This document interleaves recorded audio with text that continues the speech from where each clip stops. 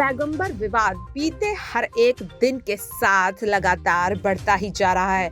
जिस तरह से एक एक दिन बीत रहा है, इस विवाद को लेकर के बवाल बढ़ता ही जा रहा है। लगातार सरकार की ओर से निर्देश दिए जा रहे हैं कि धार्मिक मुद्दों को लेकर के बवाल ना मचाया जाए। इस पर लगातार सख्त कार्रवाई हो रही है। बावजूद इसके बीते जुम्मे की नमाज को लेकर के कानपुर में क्या कुछ हुआ वो किसी से भी छुपा नहीं है।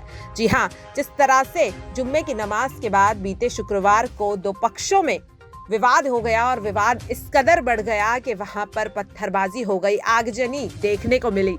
जी हाँ, जिस पर कार्रवाई करते हुए सीएम योगी आदित्यनाथ ने सभी उपद्रवियों के खिलाफ सख्त कार्रवाई करने के आदेश दिए। आपको बता दें कि अब तक कानपुर पुलिस इस मामले में 50 से ज्यादा उपद्रवियों लोगों को गिरफ्तार कर चुकी है और लगातार कानपुर पुलिस की कार्रवाई जारी है। वहीं अगर बात करें कि आखिर ये पैगंबर विवाद कैसे शुरू हुआ, तो आपको बता दें कि बीते हाल ही में बीजेपी नेत्री, जो कि भारतीय जनता पार्टी से अब निलंबित की जा चुकी हैं, उन्होंने टीवी डिबेट के दौरान पैगंबर मोहम्मद को लेकर एक विवादित टिप्पणी कर दी थी, जिसके बाद ये पूरा बवाल मच गया। जी हाँ, पहले कानपुर, उसके बाद आगरा और बीते शुक्रवार यानी कि कल जिस तरह से दिल्ली, प्रयागराज, कर्नाटक और अब इसके बाद रांची क्या कुछ हुआ, इन पर वो किसी से भी छुपा नहीं है।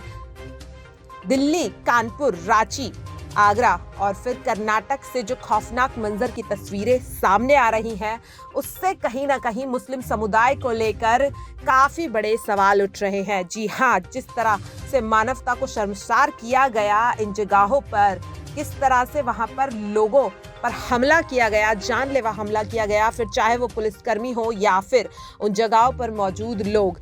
जिसके बाद सवाल ये उठता है कि आखिर क्या इस तरह हिंसा करने से पैगंबर मोहम्मद का जो अपमान हुआ है, क्या वो सम्मान में बदल जाएगा? जी हाँ, जिस तरह से लगातार इस पर कार्रवाई हो रही है, जो दोषी हैं उनके खिलाफ लगातार कार्रवाई की जा रही है, लेकिन बावजूद इसके पैगंबर विवाद को लेकर जो बवाल मचा है वो थमने का नाम नहीं ले रहा है।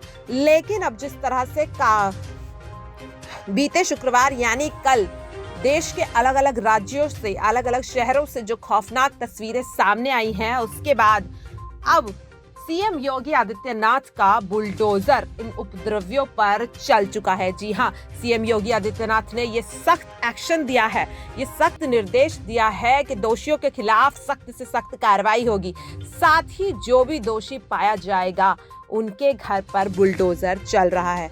अब जिस तरह से सीएम योगी आदित्यनाथ का ये बुलडोजर डबल स्पीड में चला है, जाहिर सी बात है कि जो भी इन हिंसा के पीछे दोषी हैं, जो असली दोषी हैं, उनके खिलाफ सख्त से सख्त कार्रवाई की जाएगी।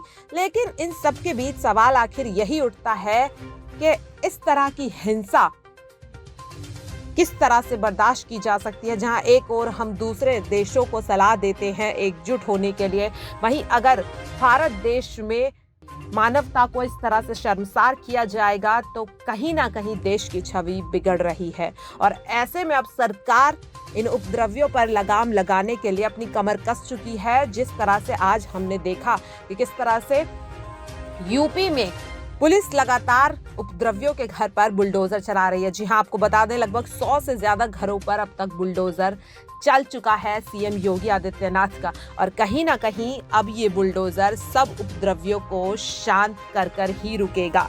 लगातार हम आपको इस खबर पर अपडेट दे रहे हैं और ऐसे ही तमाम अपडेट से जुड़े रहने के लिए आप देखते रहिए Next 9 लाइव। नमस्कार।